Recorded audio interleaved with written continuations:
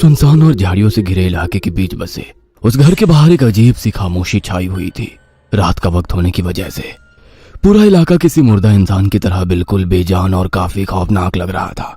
तभी धीमी हवाएं चलने लगी और इतनी देर से बेजान नजर आ रहा वो इलाका किसी शैतानी आहट से थर्रा उठा। पेड़ों के पत्तों की सरसराहट सुनाई देने लगी। इतने में उस सुनसान इलाके में बसे उस घर का दरवाजा धीरे धीरे खुलता दिखाई देने लगा। उस गहरे सन्नाटे में दरवाजा खुलने की आवाज घूमने लगी। उस आधे खुले दरवाजे से कोई चलता हुआ बाहर निकलने लगा। अंधेरा काफी होने की वजह से कुछ साफ नजर तो नहीं आ रहा था, पर देखकर तो लग रहा था कि 7-8 साल का कोई छोटा बच्चा होगा। बाहर निकलकर धीरे धीरे चलता हुआ वो उसी घर के पीछे की ओर फैले जंगल की तरफ जाने लगा। वो इस तरह से जा रहा था मानो कोई अनजान ताकत उसे अपनी तरफ खींच रही थी। उस जंगल के संकरे रास्ते पर बिखरे पेड़ों के सूखे पत्तों पर पैर पड़ते ही पत्तों के मसलने की और टहनियों के चटकने की आवाज सन्नाटे को और खौफनाक बना रही थी। कुछ दूर जाने के बाद वो एक जगह रुक गया। आसपास कुछ पेड़ थे जिनकी टहनियां आपस में लिपटी हुई थी। वह सामने एक जगह पर अपनी नजरें गड़ाए देखने लगा। जंगल के काले अंधेरे में उसकी नजरों ने कुछ डरावना देख लिया था। वह मुड़कर भागने वाला था, पर उसके पैर जैसे जमीन में धंस चुके थे। उसने नीचे अपने पैरों की तरफ देखा तो उसकी आंखें फटी की फटी रह गईं। वह एकदम से उस झाड़ियों से घिरी जमीन पर गिर पड़ा।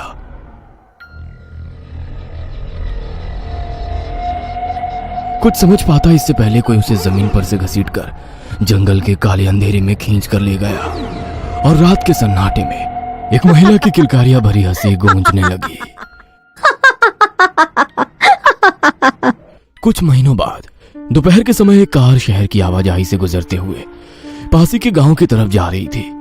गाड़ी चलाते हुए वो फोन पर बात करने लगा। हाँ, इसी शहर में ट्रांसफर हुआ है। हाँ, नया शहर, नए लोग, नया घर।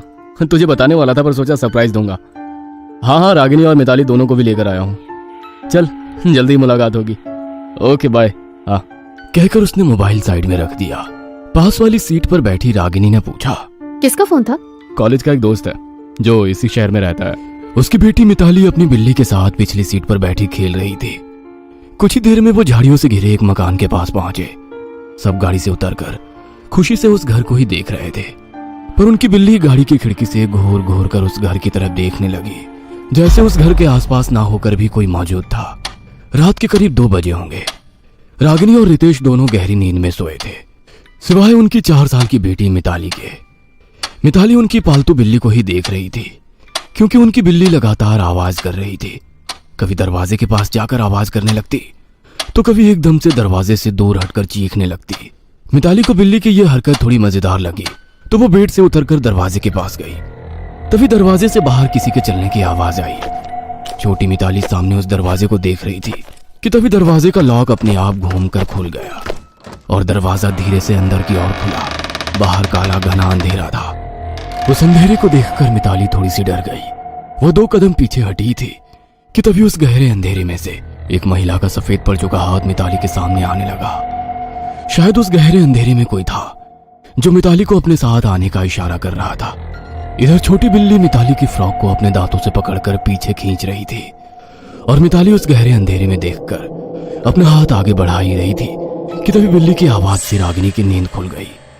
अगले ही पल वो हाथ अंधेरे में कहीं गुम हो गया और उसी के साथ दरवाजा भी बंद हो गया।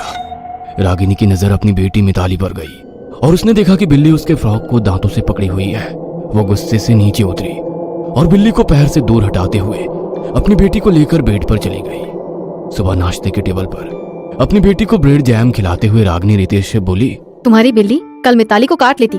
उस बिल्ली को जल्द से जल्द कहीं छोड़ कर आओ, वरना अच्छा नहीं होगा। नहीं मम्मी, मैं स्वीटी को कहीं नहीं ले जाने दूंगी। मिताली मायूस होकर बोली और रितेश रागिनी को समझाने लगा, अरे तुम भी खामोखा परेशान हो रही हो। तुम तो गहरी नींद में थे, क्या हुआ है ये सिर्फ मैं जानती हूँ। ठीक है, आज के बाद बिल्ली को रात के वक्त बाहर रखेंगे। मतलब तुम उस मनहूस को इसी घर में रखोगे? रितेश बिना कुछ बोले अपना बैग लेकर ऑफिस के लिए निकला और रागिनी गुस्सैल नजरों से घर के एक कोने में चुपचाप बैठी बिल्ली को घूरते हुए बोली, आज तो तुझे खाना नहीं मिलने वाला, भूखी रहना। रागिनी अपने काम में लग गई और छोटी मिताली घर के बाहर आंगन में खेलने लगी। वे लोग जहाँ रहते थे वहाँ काफी दूर तक कोई रहता नहीं था कुछ दूरी पर 2-4 बंद मकान थे, पर शायद वहां अब तक कोई भी रहने नहीं आया था। उनके बंगले से कुछ ही दूरी पर एक गार्डन भी बनाई गई थी। बाहर अपने आंगन में खेलती मिताली की नजर गार्डन के एक झूले पर गई, जो हवा के झोंके से धीरे धीरे हिलता नजर आ रहा था। मिताली अपने आप झूलते उस झूले की तरफ देख रही थी। रागिनी किचन में खाना बनाने में व्यस्त थी। उनकी पालतू बिल्ली आवाज करते हुए रागिनी के पैरों से खेल रही थी। शायद उसे भूख लगी थी, पर रागिनी अभी भी उस पर गुस्सा थी। पर आखिरकार रागिनी ने बिल्ली को कुछ खाने को दिया, पर बिल्ली एकदम से चुप हो गई और गर्दन घुमाकर दरवाजे की तरफ देखने लगी। अब क्या हुआ? नखरे मत करो, खा लो वरना वो भी नहीं मिलेगा। रागिनी आगे कुछ बोलती कि तभी बिल्ली तेजी से दरवाजे से बाहर दौड़ पड़ी। रागिनी हैरान नजरों से उसे देखती रह गई। रात के 10 बजने को थे। मिताली बेड पर आराम से सो रही थी। उसकी बगल में रितेश लैपटॉप पर काम कर रहा था और रागिनी आईने के सामने अपने बाल बनाते हुए बोली, मैं कुछ नहीं जानती, कल के कल इस मनहूस को कहीं दूर छोड़ देना। आज मैं वक्त पर ना पहुंचती तो पता नहीं क्या हो जाता।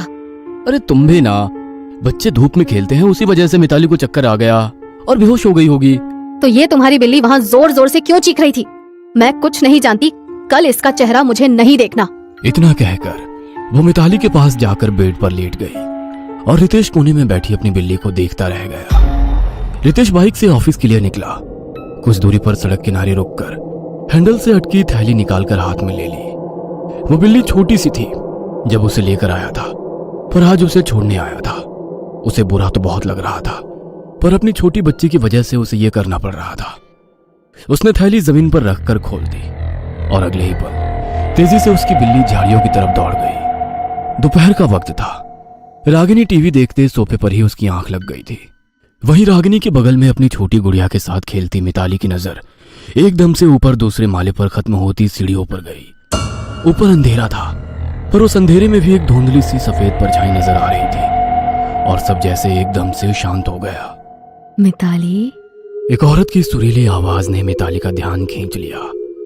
उस धुंधली परछाई को देखकर मिताली मुस्कुराई और सीढ़ियों की तरफ चलने लगी। मिताली अब सीढ़ियों के पास खड़ी ऊपर देखने लगी। सीढ़ियों के ऊपरी छोर पर खड़ी वो परछाई अब थोड़ी साफ नजर आ रही थी। वो एक औरत थी जो नीचे मिताली की तरफ बाहों फैलाई मुस्कुरा रही थी। उसके बाल हवा में लहरा रहे थे। माथे पर बड़ा सा लाल कुमकुम का टीका उसके सफेद पड़े चेहरे पर काफी डरावना लग रहा था। उसकी सफेद साड़ी का पल्लू लहराता हुआ पिछली खिड़की से बाहर जा रहा था। मिताली हाथ में अपनी गुड़िया को पकड़े हुए एक एक सीढ़ी चढ़कर ऊपर की ओर जा रही थी। उस औरत की बड़ी बड़ी काली आंखें मिताली पर ही गड़ी थी। वह कुछ ही सीढ़ियां चढ़ी थी कि तभी उसे अपनी माँ रागिनी की आवाज आई। मिताली, ऊपर कहाँ जा रही हो? वो बुला रही है। कौन?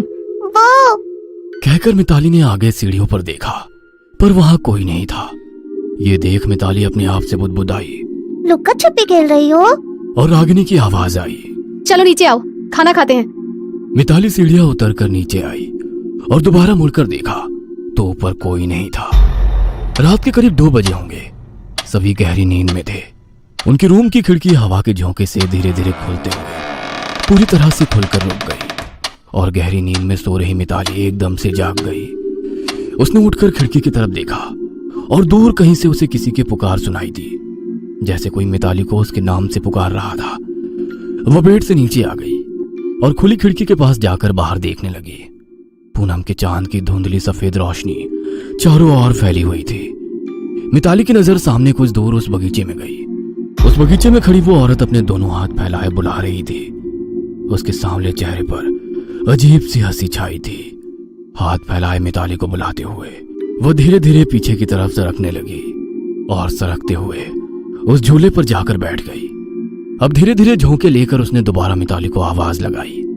मिताली ने अपनी रूम के दरवाजे की तरफ देखा तो वो आधा खुला हुआ था और दरवाजे के बाहर फैले घोप अंधेरे में वही औरत खड़ी थी जो उस बगीचे में झूले पर बैठी हुई थी। मासूम मिताली को ये सब टीवी सीरियल में दिखने वाले जादू की तरह लग रहा था। वह कदम बढ़ाते हुए दरवाजे से बाहर उस घोप अंधेरे की ओर चलने लगी और पीछे वो दरवाजा धीरे धीरे अपने आप बंद हो